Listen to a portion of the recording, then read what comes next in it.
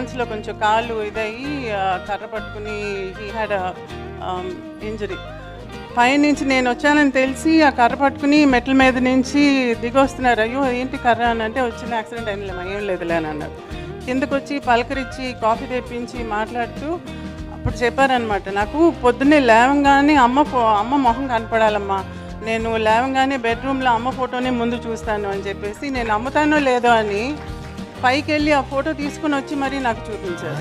So who does that? See, genuineness అంటే your thought, word and deed should be the same. మనం మనసులో ఒకటి అనుకునేది, మాటలో ఒకటి చెప్పేది, చేసేది ఒకటి. చాలామంది అలా చేస్తారు.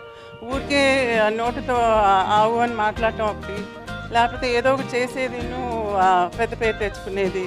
అలా కాకుండా ఫర్ హిమ్, చిరంజీవి గారికి ఏంటంటే ఆయన థాట్, వర్డ్, డీడ్ మూడు ఒకటే.